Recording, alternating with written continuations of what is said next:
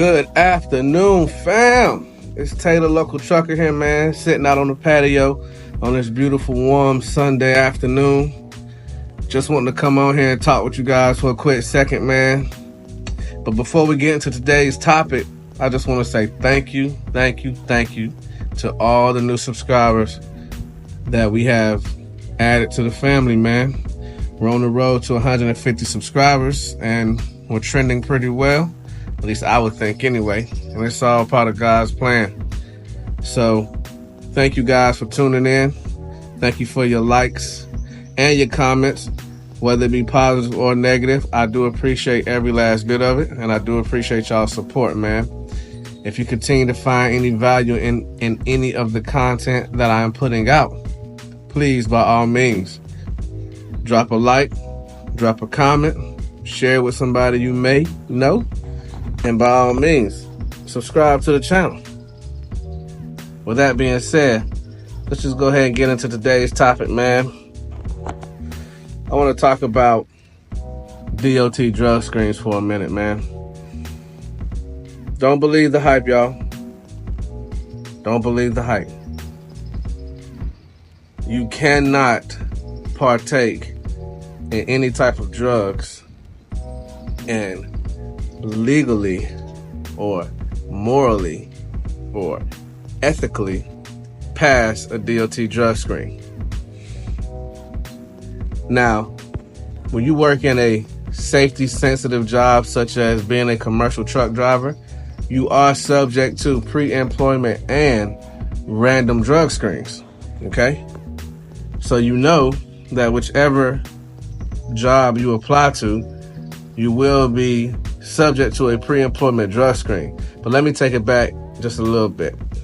When you're going to attend CDL school, at least it was for the one that I attended, you will have to obtain your DOT physical and take a DOT drug screen. And your ability to attend school is contingent upon getting that physical completed successfully, obtaining that med card, I should say, and passing that drug screen. If you pop hot on the drug screen, they're not going to let you attend CDL school. Same thing with pre-employment drug screens.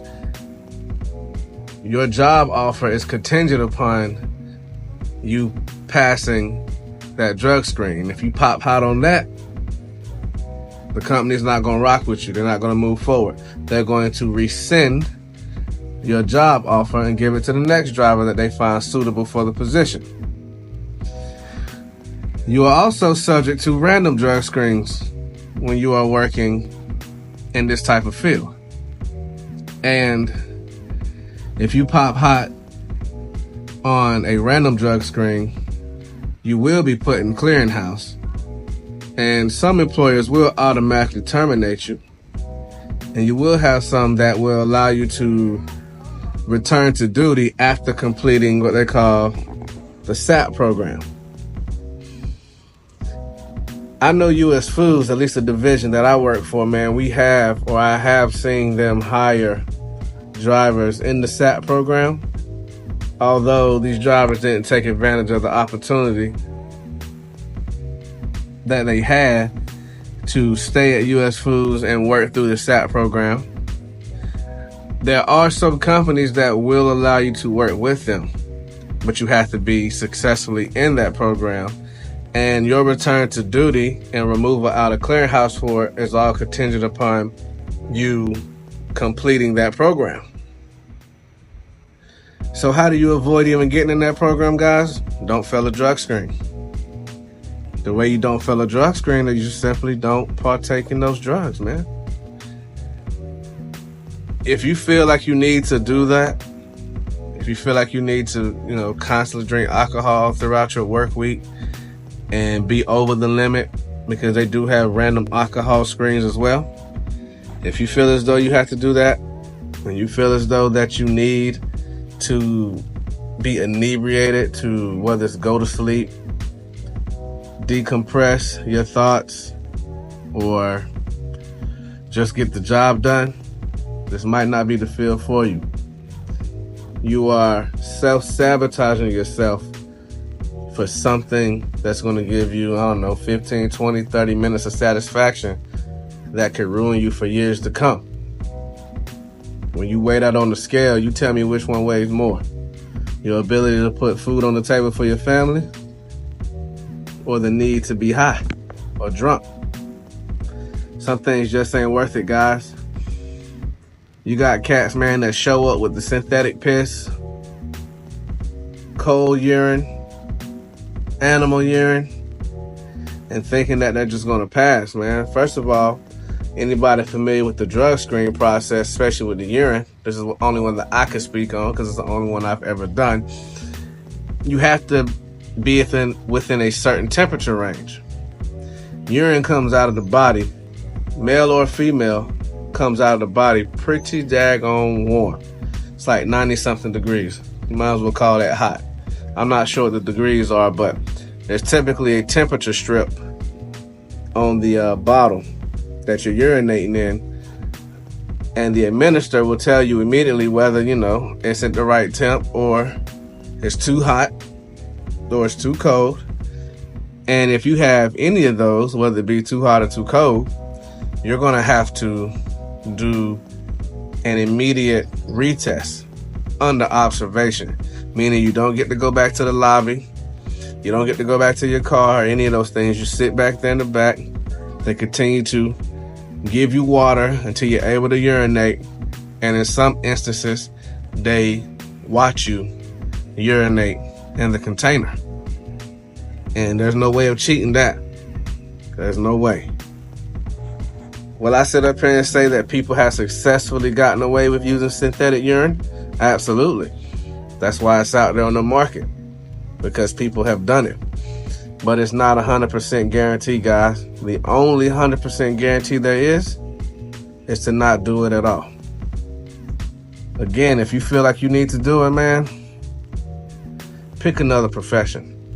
A profession that doesn't require you to take drug screens. It's okay, okay?